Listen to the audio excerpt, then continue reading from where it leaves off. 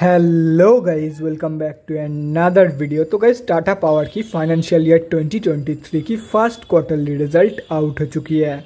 तो गाइज इस वीडियो में हम लोग यही देखेंगे कि कंपनी ने जून क्वार्टर में कैसी परफॉर्म की है, क्या क्या पॉइंट्स इंप्रूव हुई है एंड कहाँ पे कंपनी ने डिटोरिएट की है, और कंपनी के फंडामेंटल्स भी चेक करेंगे और देखेंगे कि क्या ये कंपनी पैसे लगाने लायक है या नहीं। उसके साथ साथ हम लोग कंपनी के टेक्निकल्स के बारे में भी डिस्कस करेंगे। तो गाइस बिना टाइम वेस्ट किए कंपनी की फंडामेंटल एनालिसिस करते हुए वीडियो को शुरू करते हैं। तो गाइज अगर इस कंपनी के बिजनेस के बारे में डिस्कस करें तो ये टाटा ग्रुप की एक कंपनी है जो कि involved in the business of the generation, transmission and distribution of electricity. ये company both BSC and NSC में लिस्टेड है। और अगर इस कंपनी के कुछ इंपॉर्टेंट फिगर्स के बारे में डिस्कस करें तो 69,658 करोड़ की है कंपनी की मार्केट कैप, 32.5 की पी है, 9.3% है कंपनी की ROCE एंड 8.42% है कंपनी की return on equity. Last 6 months की रिटर्न नेगेटिव में जा चुकी है, नेगेटिव बाई 10.7%। एंड लास्ट 3 साल की जो सेल्स ग्रोथ है वो 12.7% के आसपास निकल के आ रही है। बुक वैल्यू से काफ़ी ऊपर ट्रेड कर रही है। डिविडेंड यील्ड 0.8% है, फेस वैल्यू ₹1 की है एंड प्रोमोटर्स की होल्डिंग 1.4% प्लेज हो रखा है। अभी अगर इस कंपनी की जून क्वार्टरली की रिजल्ट के बारे में डिस्कस करें तो गाइज जून 2022 के क्वार्टर की कंसोलिडेटेड फाइनेंशियल रिजल्ट आप लोगों के सामने है एंड यहाँ पे जितने भी सारे फिगर्स है वो सब क्रोर्स में दिया हुआ है। तो गाइज सबसे पहले कंपनी की इनकम चेक करते हैं। तो जून 2022 की क्वार्टर में कंपनी ने 14,638.78 करोड़ की इनकम जनरेट किया है। और अगर ये मार्च 2022 की क्वार्टर एंड जून 2021 की क्वार्टर से कंपेयर किया जाए तो मार्च 2022 के क्वार्टर में कंपनी ने 12,219.36 करोड़ की इनकम जनरेट किया था एंड जून 2021 की क्वार्टर में 10,310.21 करोड़ की इनकम। तो ईयर ऑन ईयर बेसिस पे and quarter on quarter basis पे कंपनी ने यहाँ पे एक हेल्दी इनकम ग्रोथ दिखाई है। अभी अगर कंपनी की नेट प्रॉफिट मतलब प्रॉफिट आफ्टर टैक्स के बारे में डिस्कस करें तो जून 2022 की क्वार्टर में कंपनी ने 883.54 करोड़ की प्रॉफिट जनरेट किया है। मार्च 2022 के क्वार्टर में कंपनी ने 632.37 करोड़ की प्रॉफिट जनरेट किया था एंड जून 2021 की क्वार्टर में 465.69 करोड़ की प्रॉफिट। तो अगेन कंपनी की जो प्रॉफिट ग्रोथ है वो भी एक हेल्दी प्रॉफिट ग्रोथ निकल के आई है ईयर ऑन ईयर बेसिस पे and quarter on quarter basis पे। अभी अगर कंपनी की EPS मतलब अर्निंग पर शेयर के बारे में डिस्कस करें तो ईयर ऑन ईयर बेसिस पे कंपनी की जो EPS की ग्रोथ है वो ऑलमोस्ट फ्लैट निकल के आई है and quarter on quarter basis पे कंपनी की जो EPS की ग्रोथ है वो नेगेटिव में जा चुकी है। तो in terms of EPS company की जो ग्रोथ है वो कुछ खास निकल के नहीं है ये and slightly on the weaker side निकल के आई है। तो अगर ओवरऑल जून क्वार्टरली के रिजल्ट के बारे में डिस्कस करें तो मैं यही बोलूँगा, ओवरऑल जो जून क्वार्टरली की रिजल्ट है वो ठीक ठाक निकल के आई है, ना ही बहुत ही बढ़िया निकल के आई है ना ही एकदम बेकार।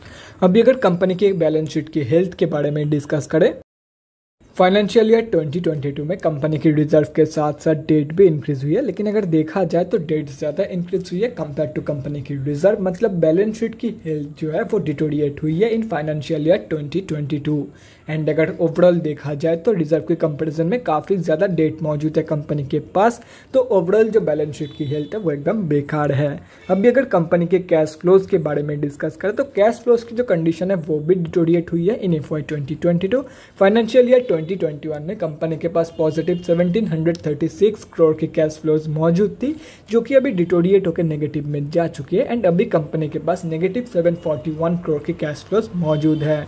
और अगर कंपनी के शेयर होल्डिंग पैटर्न के बारे में डिस्कस करें तो जून क्वार्टरली की शेयर होल्डिंग पैटर्न आप लोगों के सामने है। जून की क्वार्टर में प्रमोटर्स की होल्डिंग एंड गवर्नमेंट की होल्डिंग अनचेंज्ड है, बाकी FIIs एंड DIIs दोनों ने ही सेलिंग करी है इन जून क्वार्टर। एंड अगर पब्लिक में देखा जाए तो किसी भी बड़े रिटेलर की होल्डिंग नहीं है इन दिस कंपनी, मतलब इस कंपनी में हम जैसे छोटे मोटे रिटेलर की जो होल्डिंग है वो 28.02% के आसपास निकल के आ रही है। तो गाइस अभी कंक्लूजन पे आते हैं, क्या आप लोगों को इस कंपनी में पैसा लगाना चाहिए या नहीं। तो देखो गाइस, अगर आप लोग कंपनी की ग्रोथ देख के या तो फिर फंडामेंटल्स देख के इस कंपनी में पैसा लगाना चाहते हो तो मैं आप लोग को यही बोलूँगा, सिंपली अवॉइड इट, क्योंकि इससे भी ज़्यादा ग्रोथ वाली स्टॉक्स आप लोगों को इस मार्केट में मिल जाएगा। तो मैं आप लोगों को यही सजेस्ट करूँगा कि वो सब स्टॉक्स में पैसा लगाओ। बाकी अगर आप लोगों को भी मेरी तरह इस कंपनी के ऊपर भरोसा है कि कंपनी आगे चल के बहुत ही बढ़िया रिटर्न देके जा सकती है तो आप लोग डेफिनेटली इस कंपनी में पैसा लगा सकते हो। अब अगर कंपनी के टेक्निकल्स के बारे में डिस्कस करें तो गाइस यहाँ पे हम लोग आ चुके हैं एनएससी के डेली चार्ट पे। सबसे पहले ये समझते हैं कि कंपनी में अभी चल क्या रहा है। तो गाइस यहाँ पे आप लोग देख सकते हो जून क्वार्टर की जो रिजल्ट है वो उतना भी बढ़िया नहीं निकल के आई है, तो इसीलिए कंपनी में अभी सेलिंग हो रही है पिछले 2 दिनों से। एंड आज इस सेलिंग के वजह से कंपनी ऑलमोस्ट 3.6% डाउन थी। और यहाँ पे अगर देखा जाए तो कंपनी ऑलमोस्ट 200 मूविंग एवरेज से रेजिस्टेंस फेस करके, रिजेक्शन फेस करके अभी कंपनी नीचे गिर रही है। एंड अभी कंपनी अपनी एक सपोर्ट जोन के आसपास ट्रेड कर रही है। तो अगर कंपनी यहाँ से स्लिप कर जाती है तो आप लोग 200 रुपये तक के फॉल एक्सपेक्ट कर सकते हो फ्रॉम दिस कंपनी। तो जो लोग भी शॉर्ट टर्म या तो फिर लॉन्ग टर्म के लिए एंट्री प्लानिंग कर रहे हैं इस कंपनी में, उन लोगों को मैं यही बोलूँगा, अगर ये कंपनी आप लोगों को 200 रुपये के आसपास मिल जाती है तो आप लोग एक बहुत ही बढ़िया एंट्री प्लान कर सकते हो इन दिस कंपनी। और अगर बाई चांस कंपनी 5 तक की फॉल शो नहीं करती है तो एटलीस्ट 215 रुपये के नीचे ही रखने की कोशिश करना अपनी एंट्री प्राइस। और रही बात स्विंग ट्रेडर्स की, तो guys simply wait for the reversal. हो सकता है कंपनी यहाँ से ही रिवर्सल शो कर दे, और ये भी हो सकता है कि कंपनी 200 रुपये के लेवल से रिवर्सल शो करे। चाहे कंपनी कैसे भी रिवर्सल शो कर रही है, तो रिवर्सल कंफर्मेशन के बाद आप लोग को एंट्री लेनी फॉर दी अपर टारगेट। अगर यहाँ से बाई कर रहे हो, यहाँ से कंपनी रिवर्सल शो कर रही है, तो फर्स्ट टारगेट होगा अप्रॉक्सीमेटली 219-218 रुपये का।